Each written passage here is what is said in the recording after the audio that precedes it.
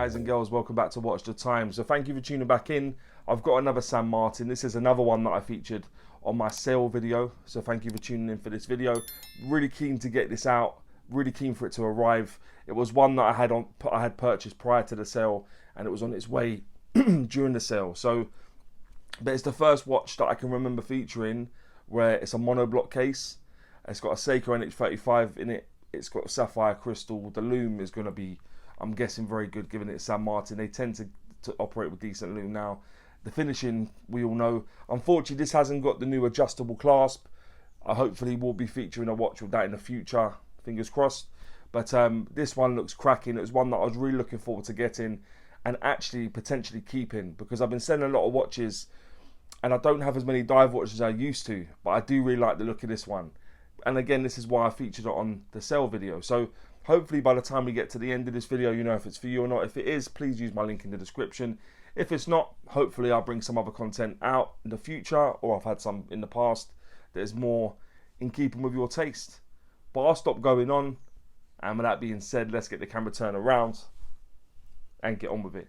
Hi guys and girls, so this is the watch. New packaging, which is nice to see. I didn't mind the other one, but I do like what they're doing with this packaging now. Outer box, it does come with this separate now, given it's not integrated. As you can see, I took a couple links out for it to fit my wrist. Hang tag, tools to help size the bracelet. We take the travel pouch out with the watch inside, and let's see if it's been signed. Have we been? There we go. Yeah, it's been signed again. No model number put on there, which is a bit of a shame. But yeah, at least it's got signage, because that's something I have mentioned in previous videos. As you'll see, green sort of faux leather travel pouch. It's got a zip on the side to open it up, and you'll recognize this from my sale video. I was really keen to get this in. I do think this looks like a cracking watch. Inside, it's got sort of like a velvety material, just inner lining, and the cushion nice and soft and fits very snug. We'll keep it nice and safe in transit, and as I've said previously, something you can continue to keep reusing, which I'm all for.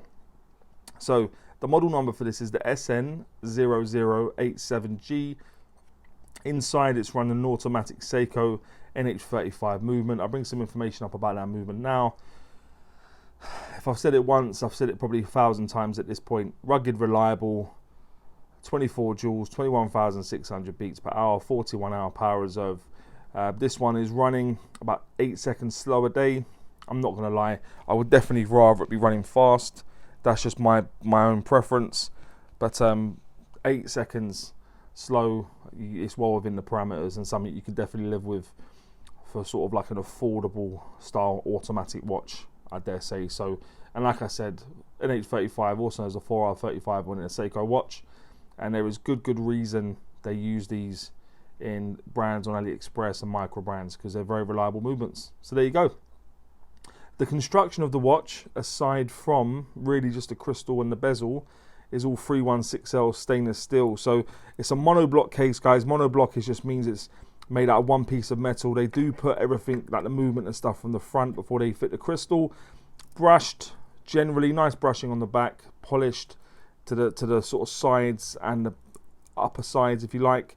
Brushed at the top of the lugs and the top of the case. Bracelets brushed all through, as is the clasp. It has got a faceted edge, which is pretty standard now with San Martin, and the bezel's also stainless steel, as is the crown. But yeah, nicely done, nicely finished, and I'm sure, I dare say, that's what you'd expect now, given the sort of stuff that San Martin do, and we'll run through the other two materials in just a moment. The case thickness of the watch is coming at 14.7 millimeters. The case diameter, I measure from 9 to the 3, because obviously the crown isn't there.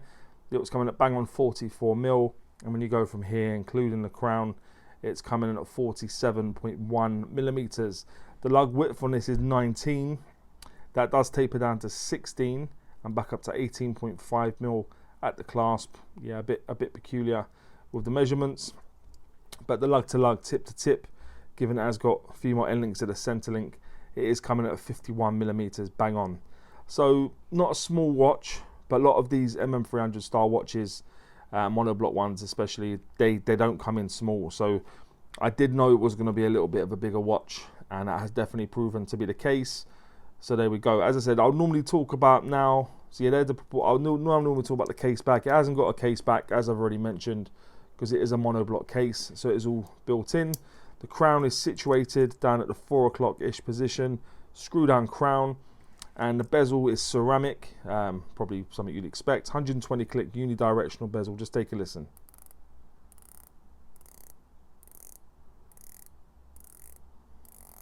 Yeah, very nice. I had one of their vintage divers a little while ago. And prior to them sending it over to me, they did say that they've now got a different sort of system they use with their bezels, and I must say their bezels are fantastic. So yeah, 120 click unidirectional, no bounce, no back play, no problem. We do like that. The strap is obviously it's on a bracelet, nicely engineered, bit of taper on there, all brushed as I mentioned. The first watch I've had from San Martin with a pin and collar system, but the pin and collar system was really easy. It's the easiest pin and collar system I've ever used, because the collar that you put in is a reasonable size. Let me just see if I can show you guys actually, because I'm going to have all this stuff in here. I would like to show you quickly before I sort of go off and discuss the rest of the stuff, because it would make more sense for you guys to see it, wouldn't it? So this, believe it or not, is the collar.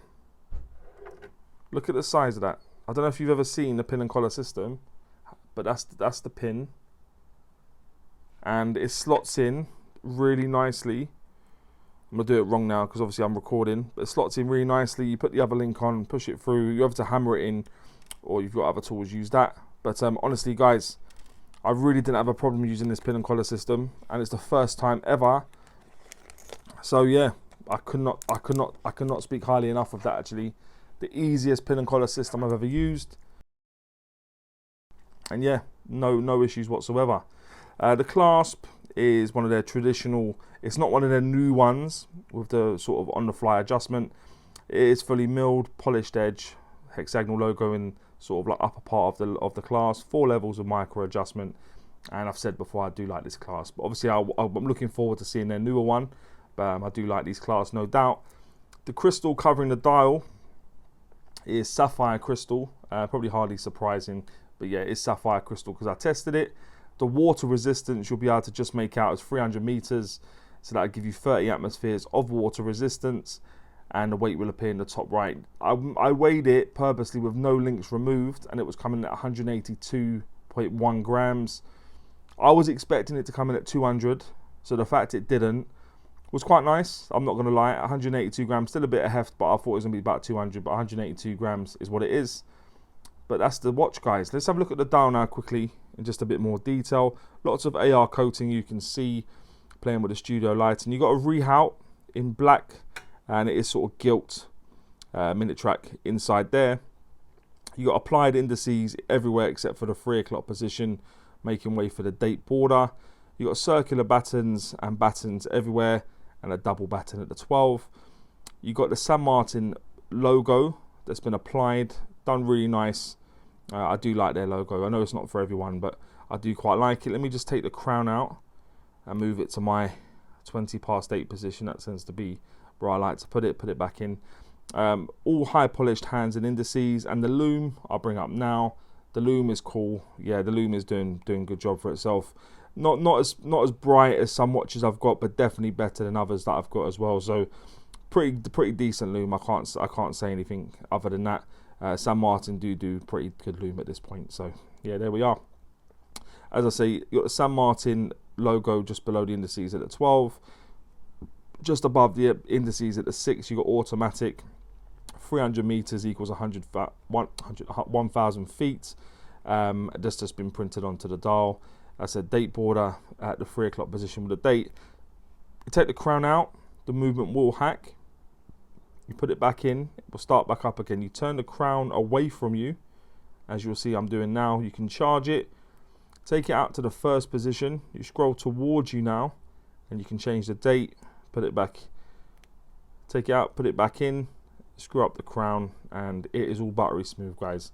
Yeah, San Martin have become pretty good at finishing, let's be honest. So yeah, hardly surprising. Matte black dial with the gold accents. I do like a bit of gilt, I've got to say. It's my guilty pleasure, so we say. But there we go, guys. That's the dial. Everything else in the movement. Let me just pop it on my wrist quickly. Give you an idea of what it looks like on my wrist. My wrist is just above a 7-inch wrist for your reference. And he is not looking too bad, is he? I want to vary up. So I often call her a she. This is a he. Not that it matters, but yeah, beautiful, beautiful boy in it. We do like that. Nice. But now, let me just take it off quickly, and then we can run on with the things that I think are pants and Pukka about to watch. If you've ever watched before, you know I always start with pants. I like to go on a high with Pukka. So what I think is pants, not a great deal really. This is coming in under £200, and with what you're getting, I like, to be honest, I do like it. So the only thing I would mention is the lug width. Let's not do 19mm, guys. This should have been a 20mm lug width. Let's be honest, I don't know why it needed to be 19. So that's all I'm going to say is the lug width, which is good. The fact I'm not mentioning too much. What I think is Pukka, I like those hands and indices. I think they're very, very nicely finished. Nice proportions. I do like them. The loom I mentioned a moment ago as well. The loom on this is good. Yeah, I do like the loom. The bezel, 120 click unidirectional bezel, no bounce, no back play, and whatever system they got going on there, please continue to use it because the bezel is fantastic. The crown, nice size. The crown stem's done really well, nicely signed on top of all those things as well.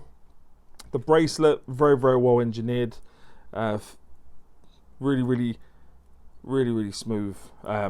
Yeah, fits on the wrist nicely.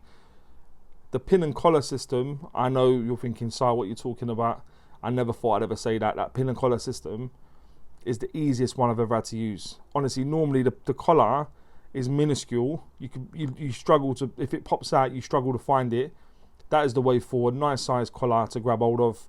So yeah, the pin and collar and the finishing, as I say, nice transitions from the polished to brushed surfaces. Nice tolerances on the watch generally. So yeah, I'm really digging the finishing that San Martin do produce on their watches. So just to surmise what I think is Pukka, as I go with the hands and indices, loom, bezel, crown, bracelet, pin and collar, and finishing. The packaging also, should I mention it? I will mention the packaging because I do like the fact that it's something you can continue to use. Yeah, the packaging as well. But guys and girls, please let me know what you think about this. And actually, before I do that, let's not mess about. Would I recommend this watch? I'm only messing with you. Would I recommend this watch? Wholeheartedly. The fact that I've only mentioned one thing for pants and several things for Pukka tells you, yeah, I definitely would recommend this watch. You thought for a second I wasn't going to tell you, didn't I? But yeah, I would. I definitely would. But I'll get to there now. Guys and girls, please let me know what you think about this watch. And maybe any other watches you may want to see on the channel. And as always say, don't forget to like, subscribe, and always watch the time. Take care, guys. All the very best.